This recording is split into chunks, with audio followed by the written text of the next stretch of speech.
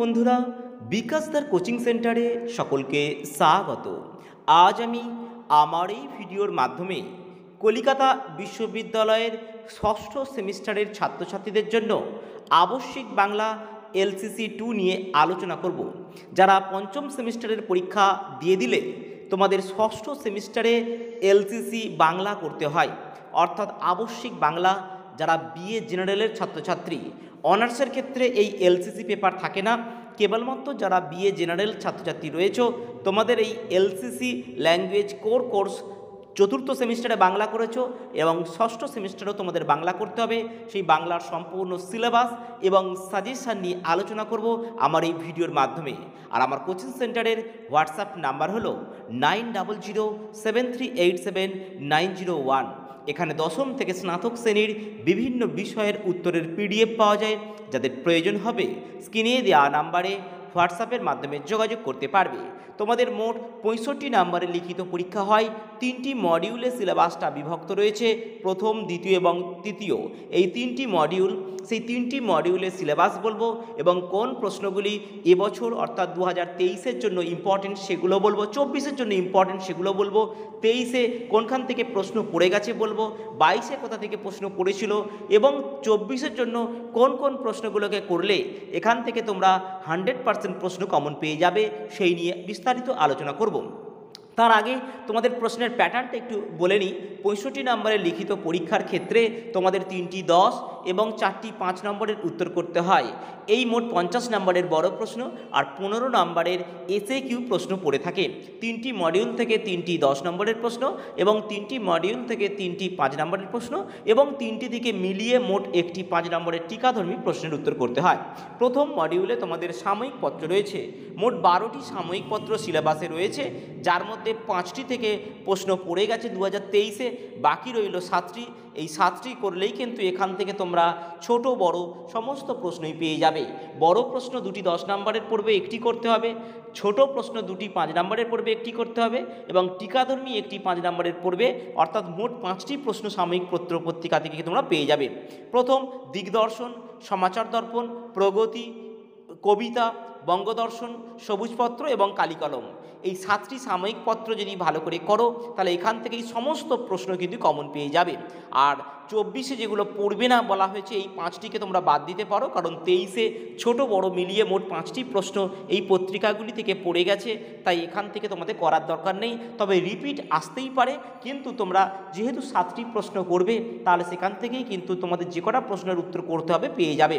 সংবাদ প্রভাকর, তত্ত্ববোধিনী পত্রিকা, ভারতী, কল্লোল এবং পরিচয়, এই 5টি পত্রিকা কিন্তু ছোট বড় আকারে 2023 সালে কিন্তু 5টি থেকেই প্রশ্ন পড়ে গেছে। এই 5টিকে তোমরা সম্পূর্ণ বাদ দিতে পারবে। দ্বিতীয় মডিউল রজনী উপন্যাস।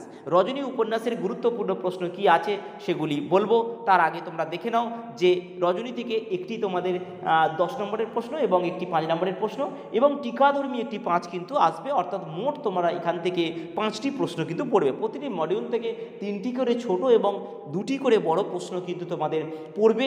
আমার এই সাজেশান অনুযায়ী উত্তর যদি তোমরা নাও তাহলে সেখান থেকে তোমরা বড় প্রশ্ন 50 নম্বরে কিন্তু কমন পেয়ে যাবে। মডিউল 3 তোমাদের 6টা মোট ছোট গল্প রয়েছে। 2টি ছোট গল্প থেকে বড় প্রশ্ন পড়ে গেছে, সেখান থেকে ছোট প্রশ্ন পড়তে পারে কিন্তু কোনো বড় প্রশ্ন পড়বে না। বাকি যেগুলো থেকে তোমাদের ছোট প্রশ্ন পড়েছে বা একদমই পড়েনি সেখান থেকেই কিন্তু তোমরা ছোট এবং বড় মিলিয়ে প্রশ্ন পেয়ে যাবে। তবে আশা করছি তোমাদের 1 নম্বর যে ছোট লোক, এটা ব্রুনোফুলের লেখা, রেকর্ড নারায়ণ গঙ্গোপাধ্যায়, টোব্যাটেক সিং, সদা হোসেন মান্টো এবং অন্তঃসলীলা সাবিত্রী রায়, এই 4টি গল্প যদি তোমরা ভালো করে করো এখান থেকে কিন্তু ছোট বড় মিলিয়ে সব প্রশ্নই পেয়ে যাবে। তবে চোর জ্যোতিরিন্দ্র নন্দী এবং আদাব সমরেশ বসু, এখান থেকে তোমরা ছোট করতে পারো, তবে বাদ দিলেও কোনো অসুবিধে নেই। তোমরা কিন্তু ওই 4টি থেকেই কিন্তু কমন পেয়ে যাবে। যে 2টি থেকে বড় প্রশ্ন পড়বে ঠিক তার অল্টারনেট অন্য 2টো থেকে কিন্তু ছোট প্রশ্ন তোমরা পেয়ে যাবে। এখানে আমরা প্রশ্নগুলো এবারে দেখে নিই যে কোন কোন প্রশ্নগুলোকে আমরা করব।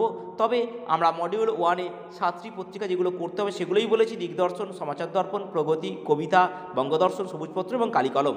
রজনী থেকে আমরা 5খানা প্রশ্ন ইম্পর্টেন্ট দিয়েছি। এই 5টি প্রশ্ন করলে এখান থেকে তোমরা 2টি বড় প্রশ্নই পেয়ে যাবে, তার মধ্যে থেকে আবার অতিরিক্ত গুরুত্বপূর্ণ প্রশ্ন যেগুলো সেগুলো করতে পারবে। রজনী উপন্যাসে অমরনাথ চরিত্র সম্পর্কে আলোচনা করো, এটি 5এও পড়তে পারে, আবার 10এও আসতে পারে, খুবই গুরুত্বপূর্ণ প্রশ্ন। বাংলা উপন্যাস প্রবাহে রজনী উপন্যাসটির গঠন কৌশলের নতুনত্ব, এটি 21-এ পড়েছিল কিন্তু তেমন ইম্পর্টেন্ট নয়, আর আসার সম্ভাবনা নেই, তবে তোমরা দেখে রাখতে পারবে। রজনী উপন্যাসে ঔপন্যাসিক যেভাবে রজনী চরিত্রটি চিহ্নিত পরিকল্পনা করেছেন তা নিজের ভাষায় লেখো, অর্থাৎ রজনী চরিত্র খুব ইম্পর্টেন্ট, 2021-এ পড়েছে এবং ফের আসতে পারে। রজনী উপন্যাসে উপকাহিনী সংযোজনের সার্থকতা আলোচনা করো, এটি ছোট এবং বড় দুই আকারই আসে, 22-এ পড়েছিল, এই প্রশ্নটি খুব গুরুত্বপূর্ণ করে রাখবে। এবং সবচেয়ে গুরুত্বপূর্ণ প্রশ্ন হচ্ছে রজনী উপন্যাসে শচীন্দ্র চরিত্রটি বিশ্লেষণ করো। শচীন্দ্র এবং উপকাহিনী এবং রজনী চরিত্র, এই তিনটি প্রশ্ন, অর্থাৎ 3, 4, 5 এই তিনটি প্রশ্ন করলে একটি বড় প্রশ্ন কেন, দুটি বড় প্রশ্নই তোমরা পেয়ে যাওয়ার সম্ভাবনা রয়েছে। 5 নম্বরের প্রশ্নগুলো দেখে নাও। যাহার করস্পর্শের এত সুখ সে দেখিনু কেমনই, এই প্রশ্নগুলো তোমরা আমি স্ক্রল করছি, দেখে নাও।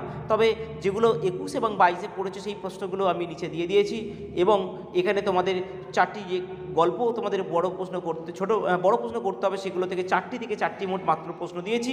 ছোট লোক গল্পের নামকরণের সার্থকতা বিচার করো, রেকর্ড গল্পটির নামকরণের সার্থকতা বিচার করো, অন্তঃসলীলা গল্পটির নামকরণের সার্থকতা বিচার করো, এবং টোব্যাটিক সিং গল্পে দেশভাগের যন্ত্রণা কীভাবে ব্যক্ত হয়েছে আলোচনা করো, অথবা এটাও কিন্তু নামকরণের সার্থকতা। অর্থাৎ 4টি গল্পের নামকরণের সার্থকতা করলেই কিন্তু তোমরা বড় প্রশ্ন পেয়ে যাবে। আর ছোট প্রশ্ন এখানে দিয়েছি, তবে ছোট প্রশ্ন একটু ঘুরে ঘুরে প্রশ্ন হয়, তা সাজেশন সহ উত্তরের পিডিএফের প্রয়োজন হলে তোমরা স্ক্রিনে দেওয়া নাম্বারে হোয়াটসঅ্যাপের মাধ্যমে যোগাযোগ করতে পারবে। আজ ভিডিওতে এই পর্যন্তই, ততক্ষণের জন্য ভালো থাকবে, দেখা হবে পরবর্তী ভিডিওতে।